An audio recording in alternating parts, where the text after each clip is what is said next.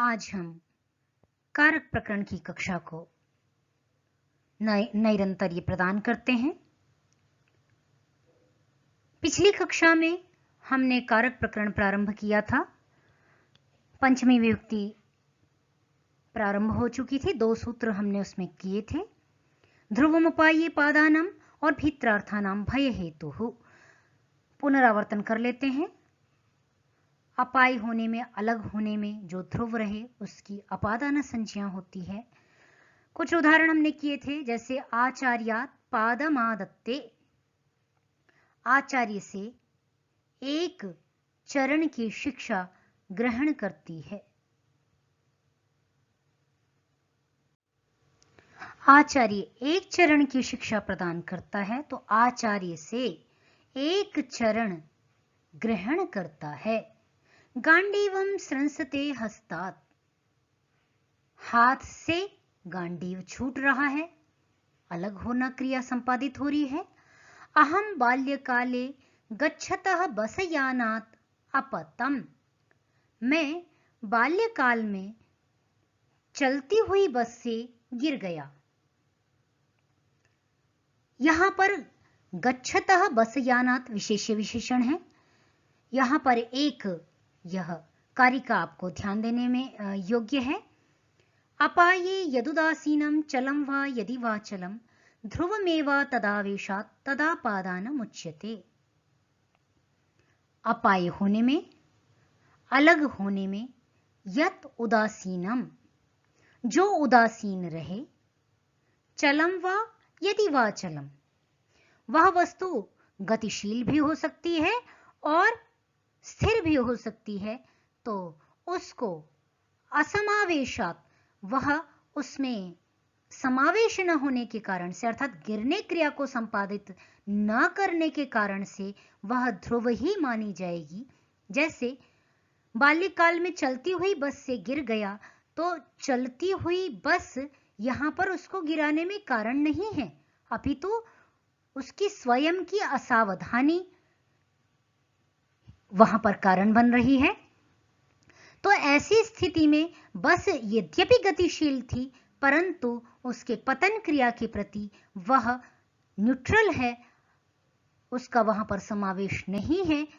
चलन गतिशील होने के पश्चात भी वह क्या होगी, स्थिर मानी जाएगी, ध्रुव मानी जाएगी। और ऐसे में ध्रुव मान करके हम बसयानात् अपतम ऐसा कर लेंगे। और चलती हुई बस यहां पर विशेष्य विशेषण बन गया तो गच्छतः बसयानात् ऐसा हो जाएगा। भित्रार्थानाम भय हेतु, यहां ये भी हम कर चुके हैं। भी अर्थ वाली और त्रा अर्थ वाली जितनी भी धातुएं हैं, विभेत्यर्थक और त्रायत्यर्थक, उनसे क्या हो जाता है, भय के हेतु में अपादान संज्ञा होती है। तो इसके भी उदाहरण इसी प्रकार कुछ और देख लीजिए। विभेत्यल्पश्रुताद् वेदो मामयं प्रहरिष्यति, यह अल्पश्रुत जो व्यक्ति है वो उससे वेदः विभेति, जिसने थोड़ा अध्ययन किया हुआ है वह व्यक्ति, उस व्यक्ति से वेद डरता है। मामयं प्रहरिष्यति, यह मुझे मार देगा। सम्माननात् ब्राह्मणो नित्यम उद्विजेत विषादेव, सम्मान से ब्राह्मण को नित्य ही क्या करना चाहिए, उद्विजेत भयभीत होना चाहिए। किसके समान, विष के समान। जिस प्रकार विष खतरनाक होता है उसी प्रकार ब्राह्मण के लिए सम्मान भी खतरनाक है, लाभकारी नहीं है, लाभदायक नहीं है। तो इस प्रकार विष के समान सम्मान से डरे। तो यहां भी सम्मानात् ऐसा पंचमी में बन जाएगा। इसी प्रकार प्रायेणाकृत कृत्यत्वान् मृत्योरुद्विजते जनः, प्रायेण प्रायः करके अकृत कृत्य करने से, माने अकृत कृत्य जो नहीं करने योग्य था वह कर लेने से क्या हुआ, मृत्योरुद्विजते जनः, मृत्यु से डरने लग जाता है, डरता है। तो ये भी इसी प्रकार का उदाहरण हो गया। तो उद्विजते, यहां उद्विजेत यह पद आया था, तो उद्विजते ये विजी ओ विजी भाय चलनयो हो, जो तुदादि गण की धातु है उसका यहां पर ग्रहण है। चूंकि यहां आत्मने पद में दोनों रूप हैं, इसलिए यह तुदादि गण की लेनी है। ये अन्य गणों में भी पढ़ी हुई है, धातु पाठ में आप निकाल करके देख लें, तो वहां पे परस्मैी पद में बनता है। इस कारण से अन्यत्र का ग्रहण नहीं करना है। तो उद्विजते, उद्विजेते, उद्विजन्ते, उद्विजसे, उद्विजेथे, उद्विजध्वे, उद्विजे, उद्विजावहे, उद्विजामहे। इसी प्रकार लिंग में उद्विजेत, उद्विजेयाताम, उद्विजेरन, उद्विजेथाः, उद्विजेयाथाम, उद्विजेध्वम, उद्विजेय, उद्विजेवहि, उद्विजेमहि। तो उद्विजे, उद्विजते और उद्विजेत अर्थात डरे विधिलिंग में बन गया और यह लट लकार में बन गया। तो यह पिछली क्लास का कुछ था, उसे पुनरावर्तन कर लें। ये सूत्र मैंने आपको कहे थे कि आपको ये लर्न करके आने हैं।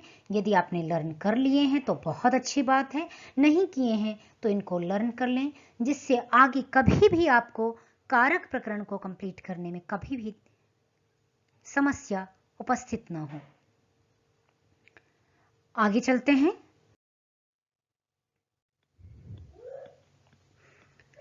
आज का सूत्र है पराजेर सोढ़ः। पराजय है षष्ठी का एक वचन, असोढ़ः प्रथमा का एक वचन। सोढ़ुम शक्यते इति सोढ़ः, न सोढ़ः असोढ़ः। नए तत्पुरुष समास, सहन करने में समर्थ, सहन कर सकता है, और नहीं सहन कर सकता है तो वह असोढ़। तो इस प्रकार अर्थ देख लेते हैं। परा पूर्वक जी धातु, परा अर्थात परा उपसर्ग पूर्वक, परा पूर्वस्य जयते धातोः प्रयोगे असोढ़ः योर्थः। परा पूर्वक जी धातु के प्रयोग में असोढ़, नहीं सहन कर सकना, इस अर्थ में जहां पर यह अर्थ प्रयुक्त हो रहा हो कारक में, तो उस कारक की अपादान संज्ञा हो जाती है। जैसे उदाहरण देख लेते हैं।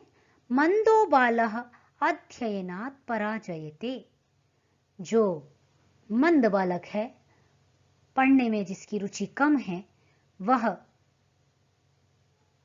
कमजोर बुद्धि वाला बालक अध्ययन से भागता है। क्यों? क्योंकि वो पढ़ाई के बोझ को सहन नहीं कर सकता, करना चाहता। इस कारण से क्या होता है, अध्ययनात्, यहां पर पंचमी हो जाएगी। पराजयते, जयति यद्यपि जी जये धातु है, यह धातु क्या है, जी जये धातु भ्वादिगण की धातु है, और इसलिए जयति इसका रूप बनता है, परंतु यह विपराभ्याम जे सूत्र के कारण से वि और परा उपसर्ग के योग में क्या होता है, आत्मने पद हो जाता है, और यहाँ पर परा उपसर्ग का प्रयोग है। इस कारण से पराजयते ऐसा बना हुआ है। ठीक है, तो परा उपसर्ग पूर्वक यहाँ पर जी धातु है। सह शैत्यात् पराजयते, वह शैत्य से अर्थात सर्दी के बोझ को, सर्दी को सहन नहीं कर सकता है, सर्दी को सहन करने में समर्थ नहीं है। इस कारण से भी सह शैत्यात् पराजयते, वह शैत्य से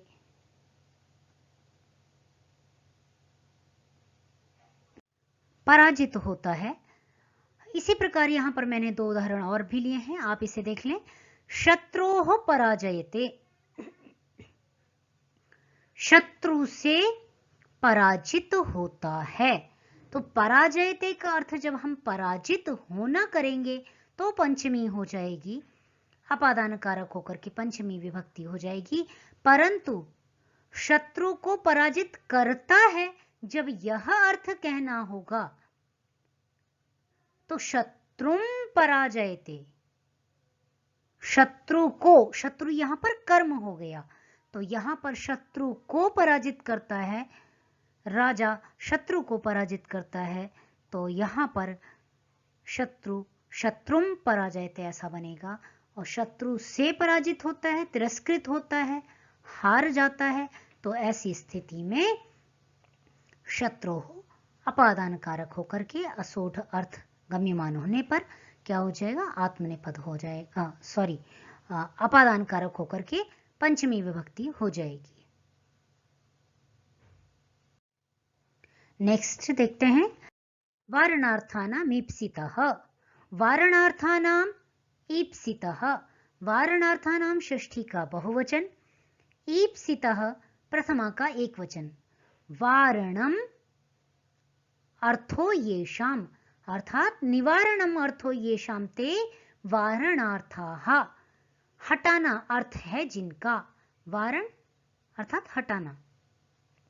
तो वारणार्थानाम धातूनाम प्रयोगे, वारणार्थक अर्थात हटाने अर्थ वाली धातुओं के प्रयोग में, जिनसे हटाना अर्थ कहा जाए, तो इस अर्थ वाली जितनी भी धातुएं होंगी, वारयति, निवारयति, निषेधति, निषिध्यते इत्यादि जो भी धातुएं बनेंगी वारणार्थ में, वे सभी ही उन सभी धातुओं के प्रयोग में जो ईप्सित पदार्थ है, ईप्सित माने चाहा हुआ जो पदार्थ है, उसकी क्रिया के साथ युक्ति होने पर ईप्सित पदार्थ में क्या हो जाएगी, उस कारक की, ईप्सित पदार्थ वाले कारक की अपादान संज्ञा हो जाएगी।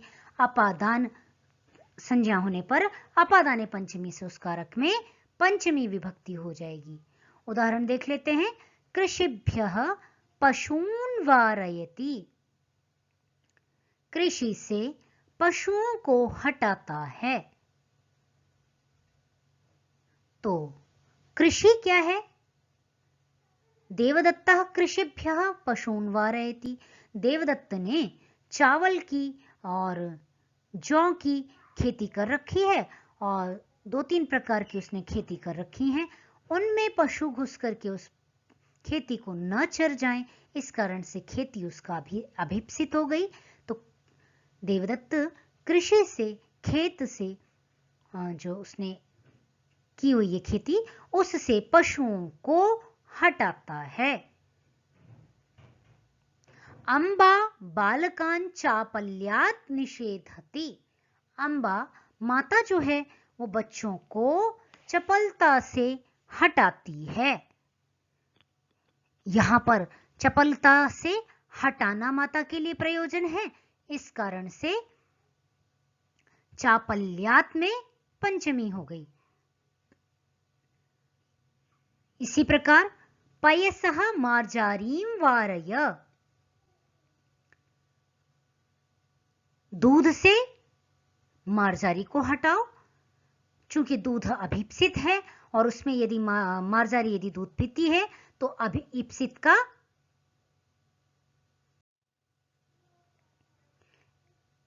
इप्सित का दोष आएगा, इस कारण से पयसः मार्जारीं वारय।